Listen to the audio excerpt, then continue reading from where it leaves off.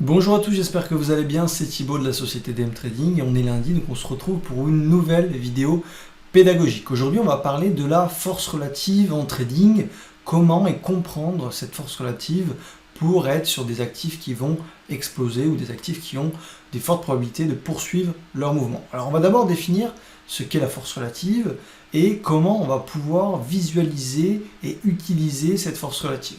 Ok, donc il y a plusieurs façons de la visualiser et on verra ça ensemble juste après. Avant toute chose, pensez à laisser un petit pouce bleu, ça me fait toujours plaisir, un petit commentaire si vous avez des questions sur ce qu'est la force relative. Est-ce que vous l'utilisez déjà? Est-ce que vous allez l'utiliser bientôt dans votre trading? Quels outils vous utilisez pour afficher cette force relative, etc. etc. N'hésitez pas à commenter, partager et laisser un petit pouce bleu, voilà, ça me fait plaisir de discuter de ça avec vous. Alors la force relative c'est quoi? C'est d'abord comparer un actif par rapport à un autre. Alors souvent on va comparer un actif face à son étalon, c'est-à-dire par exemple une action américaine, on va la comparer face au SPY, donc au S&P 500. Okay, ou alors une grosse capitalisation technologique du type Apple face au Nasdaq. Ou encore une action française face au CAC 40. Voilà. On compare un actif par rapport à son étalon. Alors après, ça peut être un indice donc du type CAC 40, SPY, etc. Mais ça peut être aussi un indice sur une thématique bien précise. Par exemple, on va prendre Total, donc la société Total, peut-être la comparer avec le secteur et l'ETF sur le secteur du S&P sur l'énergie. Ok, donc le XLE. On peut comparer une société face à son secteur, face à son industrie, face à son indice de référence. Il y a plein de choses de possibles et c'est ça qui est vraiment intéressant avec la force relative. Alors qu'est-ce que ça va nous donner? Ça va nous donner un ratio sur est-ce qu'on a un actif qui est plus fort que le S&P ou un actif qui est moins fort ou à peu près de la même vitesse. Ce qui est bien avec la force relative finalement, c'est de pouvoir comparer la force de tous les actifs face à leur étalon. Donc on peut avoir une action qui soit haussière et une autre action qui soit haussière également, mais est-ce qu'il n'y en a pas une qui est plus forte que l'autre? Et c'est à ça que va servir la force relative, puisqu'on peut comparer la vitesse d'un actif face à un étalon, et si on compare ces deux comparaisons, finalement, on va pouvoir déterminer qu'une action est plus forte et plus rapide qu'une autre. Il y a tellement de choix sur le marché américain que si on ne fait pas cet effort d'être sur les actifs qui vont le plus vite, donc une force relative la plus importante, on diminue l'espérance de gain et l'avantage statistique sur les marchés. Il y a tellement de choix qu'il faut aller sur les meilleurs des meilleurs et donc comparer toutes les actions du S&P, du marché américain, par rapport au S&P et déterminer quelles sont celles qui vont le plus vite. Voilà. Donc la force relative, ça peut servir sur les actions, mais ça peut servir aussi sur les devises. Alors là, on ne va pas comparer face à un étalon, mais on peut comparer par exemple le yen face au dollar, le yen face au CAD, etc. etc. Okay, donc on va classer par force relative les devises et voir quelles sont les plus fortes. Et donc finalement, quand on se met à réfléchir 2 minutes sur comment fonctionnent les marchés financiers, les rotations sectorielles, j'en parlerai peut-être dans une nouvelle vidéo, mais on voit bien qu'en fait c'est qu'une question de force. Et il y a une allocation des capitaux qui tourne comme ça et qui va aller sur une classe d'actifs en particulier, puis sur une autre, puis sur une autre, puis sur une autre. Et notre but, nous, en tant que traders particuliers, c'est de savoir rapidement où va cet argent des institutions pour pouvoir suivre le flux des capitaux. Okay, donc un coup, la force relative va être sur une action sur l'exploration-production de pétrole, donc Total, ou Chevron par exemple. Ou alors, ça peut être demain les batteries en lithium, ça peut être le cannabis, ça peut être le dollar, ça peut être l'or, comme en ce moment, ça peut être les crypto-monnaies. Et donc en fait, le but, c'est vraiment de comparer à l'instant T qu'est-ce qui est le plus fort et qu'est-ce qui est le plus faible. Okay, notre but à nous, c'est d'acheter des actifs qui sont les plus forts et de vendre des actifs qui sont les plus faibles. Pas d'intérêt d'être entre deux. C'est soit les extrêmes, soit rien du tout. Donc voilà pour cette petite introduction sur la force relative et on va voir de suite comment la visualiser et l'utiliser de différentes manières. Allez, c'est parti. Donc la première façon, c'est d'afficher tout simplement l'indicateur force relative sur votre graphique. Toutes les plateformes aujourd'hui qui sont un minimum sophistiquées vous permettent d'ajouter cet indicateur de force relative. Donc c'est ce qu'on va faire aujourd'hui sur ProRealTime, mais vous avez toutes sortes de plateformes qui vous proposent cet indicateur. Donc, vous faites ajouter indicateur, vous tapez force relative, et ça va vous demander évidemment avec quel étalon vous voulez comparer cette action. Donc, on va mettre le SPY.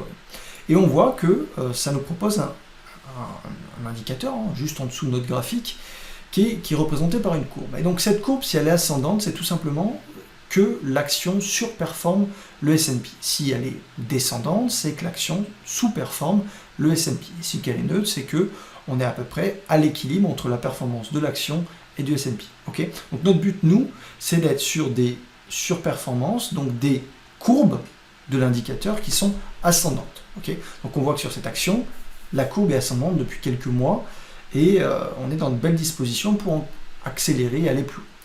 Je vais vous montrer d'autres actions que je surveille. APLS par exemple, c'est une action que je surveille. On est sorti d'un gros range ici d'inactivité avec une tendance. Et vous voyez que ça fonctionne un peu comme le prix par plateau. Okay, donc on a une accélération, plateau, accélération, plateau, accélération, plateau, accélération, plateau, accélération. Okay, donc ça c'est un plan que je vais donner aux étudiants qui se passe plutôt bien pour l'instant, on verra. Mais cet indicateur, il vous permet de comparer du coup entre plusieurs graphiques quelles sont les actions qui ont une force relative la plus importante. Donc celle-ci, APLS, est très intéressante. On va essayer de voir s'il n'y en a pas d'autres. Adobe, pas mal. Depuis quelques jours, depuis un demi-mois aussi, on a une force relative qui est extrêmement forte. Alors qu'avant, bon, bah, c'est mitigé. Et par contre, vous allez voir que vous avez des actions qui sous-performent. Regardez. Donc là, vous avez une courbe de la force relative qui est descendante. Donc c'est très compliqué. C'est des actions qui ne sont pas haussières, qui n'ont pas de forte probabilité d'accélérer à la hausse et qui ne sont pas dans de belles dispositions pour faire des achats. Ça ne veut pas dire qu'on ne peut pas les trader, hein. La preuve, j'ai mis cet actif sous surveillance pour éventuellement capter un petit écart avec une petite taille de position, mais voilà, si on veut vraiment se mettre dans des belles configurations, il faut cet indicateur de force relative qui soit ascendant. Okay, si on n'a pas ça, on se complique la tâche, c'est déjà pas évident les marchés financiers. Alors si on va sur des actifs avec une force relative qui soit pas intéressante et donc un actif qui sous-performe, on ne met pas les chances et les probabilités de notre côté. Donc vous voyez que sur cet actif-là, on a vraiment une force relative qui est vraiment pas bonne et c'est un actif qu'il faut prendre avec des pincettes, si ce n'est pas trader du coup. Vous avez également, alors Facebook est un bel exemple puisqu'on peut voir, si on dézoome, un cycle haussier, un cycle baissier et un cycle haussier. Ok, donc moi j'ai travaillé méta un petit peu par ici et on voit clairement que cette force relative nous indique et nous rassure sur la tendance du mouvement. Des fois on peut avoir un actif qui monte et une force relative qui stagne. C'est possible. Ça nous indique quoi? Ça nous indique que finalement, l'action, le titre, progresse autant que le S&P 500. Et donc, on n'est pas sur le meilleur cheval de course où il faut miser son argent. Ce qu'on veut, nous, c'est avoir une force relative qui surperforme le S&P et donc la performance moyenne. Donc, ce qu'on veut, voilà, c'est vraiment aller sur des actifs qui font de la performance et pas des actifs qui stagnent ou qui montent un tout petit peu. Donc la force relative va vous aider à distinguer les actifs avec une force relative importante et ceux qui n'en ont pas. Donc deux choses, on peut repérer les actifs qui montent mais qui ont une force relative qui est neutre, voire qui descend. Ça nous indique que l'actif est faible, qui ne va pas aussi vite que les leaders de marché. On reste sur la gamme du milieu ou le bas de gamme. Et aussi des fois, ce qui peut arriver, c'est que vous allez avoir une cassure des derniers plus hauts de la force relative avant la cassure du prix. Donc par exemple, ici, sur cet exemple, vous avez une force relative le 9 mars qui casse son dernier plus haut, okay, alors que le prix, lui, n'a pas cassé son dernier plus haut. Donc si je dois imager ça, vous avez la résistance ici qui est cassée le 15 mars, alors qu'ici, elle est cassée le 7 mars, donc 7 jours avant. Donc ça c'est très important. C'est une nuance qui est vraiment à observer, à prendre en compte. Quand vous avez la force relative qui casse avant votre théorie de dos sur le prix, c'est qu'en général, on est dans de belles dispositions pour aller beaucoup plus haut. Donc, surveillez cette force relative. Vous devez l'étudier, elle doit vous parler pour comprendre comment elle fonctionne. Ce n'est pas simplement une représentation du prix, vous voyez un prix qui monte, et donc vous dites, bon ben la force relative elle monte aussi, c'est exactement la même chose. Non, il y a des nuances, et ces nuances-là sont très subtiles, et sont très importantes, elles vous donnent des informations vraiment impressionnantes. Donc on voit ici, vous avez une cassure le 15 mars, alors que sur la force relative, vous avez une cassure le 7 mars. Ça vous dit quoi? Ça vous dit, attention, cet actif, c'est un leader de marché, ça surperforme toutes les actions, ou une bonne partie, il y a de fortes probabilités que ça va monter. Le prix n'a pas encore confirmé, mais il y a des probabilités que ça monte. Ok? Voilà, et inversement, parfois, vous avez aussi la cassure à la baisse. Ok? Donc, je ne sais pas si j'ai un exemple sous les yeux. Oui, on va avoir un exemple là. Donc, par exemple, ici, ouais, c'est pas un exemple marquant. J'ai pas d'exemple sur l'effet inverse, si vous voulez, sur une force relative qui casse avant que le prix dégringole. Mais souvent, vous allez pouvoir observer une force relative qui s'affaisse, qui diminue, et le prix qui stagne, et donc vous pouvez vous douter que le prix va décrocher et va engendrer une dynamique baissière.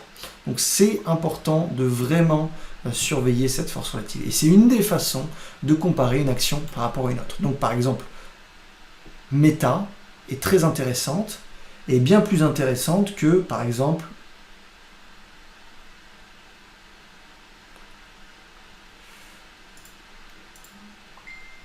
que celle-ci. Celle-ci était hyper forte au début et puis là, on sent que ça stagne. Ok.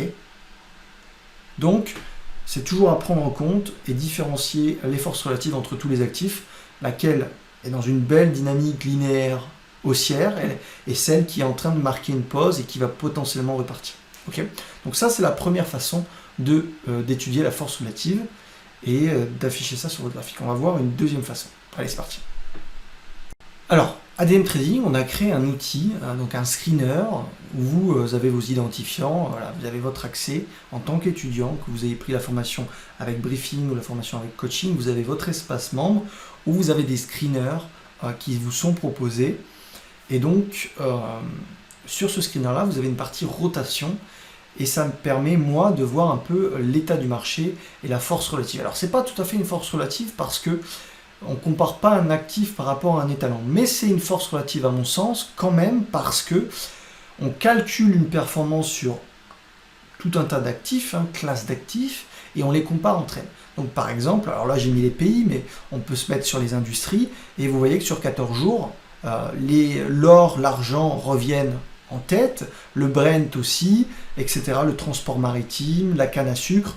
Donc on peut voir rapidement quels sont les actifs qui cartonne et qui propose le plus de performance. Donc c'est un des outils qu'on utilise quand même régulièrement pour se faire une idée de l'état du marché, et même aussi on peut trader avec, il y a plein d'actions dans l'espace screener ici, mais bon, c'est pas le sujet de la vidéo.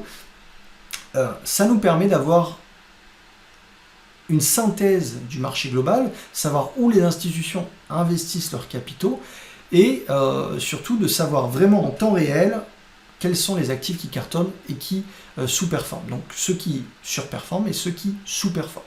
Et donc vous voyez que sur plusieurs unités de temps, vous pouvez classer les actifs. Donc là, vous avez l'or, l'argent, les jeux vidéo, la canne à sucre, le BTC, donc sur un mois, la blockchain. Et on voit que ce qui ne plaît pas en ce moment, c'est plutôt les banques, le gaz nat, le cannabis, etc. etc. Okay, vous pouvez descendre, vous avez 200 actifs sur les industries qui sont cotés en temps réel, et que vous pouvez traquer et surveiller. Donc cet outil-là vous permet aussi de surveiller l'état du marché et d'aller sur les actifs qui ont la force la plus importante, et donc trier rapidement ceux vers lesquels vous allez travailler, ceux vers lesquels vous allez trader, injecter vos capitaux pour mettre toutes les chances de votre côté et avoir une espérance de gain qui soit importante, et donc des probabilités importantes. Donc ça, c'est une possibilité, c'est valable sur les secteurs, sur les industries.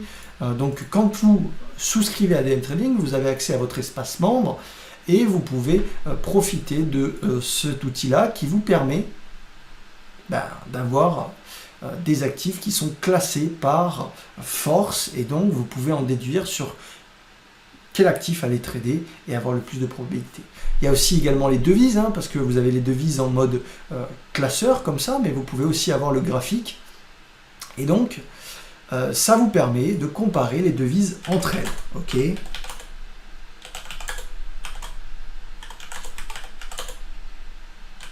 Voilà, je pourrais en rajouter plein, mais on voit que en ce moment, c'est la devise mexicaine qui cartonne et le dollar néo-zélandais qui se fait violenter. Et donc, l'idéal, ça serait d'acheter le MXN face au NZD. Alors, c'est compliqué de prouver, c'est pas des paires, disons, majeures, mais voilà, on est plutôt acheteur de MXN et vendeur de dollars néo-zélandais. Ok, donc si on devait être vendeur d'une autre devise, on serait plutôt vendeur de Yen et acheteur de CAD ou d'AUD. Donc ça vous permet, toute cette force relative, de comprendre et saisir l'état global du marché et de savoir rapidement où aller et sur quel actif. Le but, c'est d'être toujours sur la ligne de front, entre guillemets, sur les actifs qui font les mouvements et qui performent le plus. Nous, on ne veut pas être à un moment donné sur un actif qui surperforme et puis le tenir en portefeuille alors qu'il rétrograde en termes de force relative. Nous, ce qu'on veut, c'est rester toujours sur les meilleurs à l'achat et vendre les plus faibles. Voilà. Donc, c'est une façon aussi de travailler la force relative. Voilà, j'espère que ça vous aura plu. Il y a plein d'autres façons de voir la force relative, plein d'autres outils que j'utilise, dont MarketSmith, le screener que je vous ai montré juste à l'instant. Et il y a plein de choses, mais voilà les deux éléments de base, je pense, pour avoir une bonne idée de l'état global du marché et comprendre l'intérêt de cette force relative.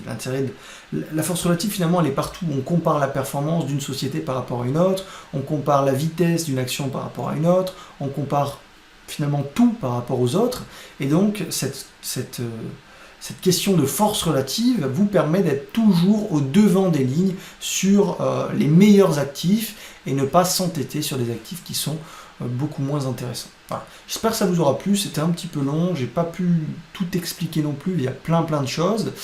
Mais voilà, j'espère que ça vous aura plu. Laissez un petit pouce bleu, un petit commentaire et puis n'hésitez pas à nous rejoindre sur Telegram dans la description. Vous avez une formation gratuite et puis si vous voulez aller plus loin, n'hésitez pas à aller voir nos formations payantes. On va reprendre la salle de marché, le présentiel en petits groupes. Donc attention, il va falloir réserver. Et voilà, je vous souhaite une très bonne semaine de trading à tous. Salut!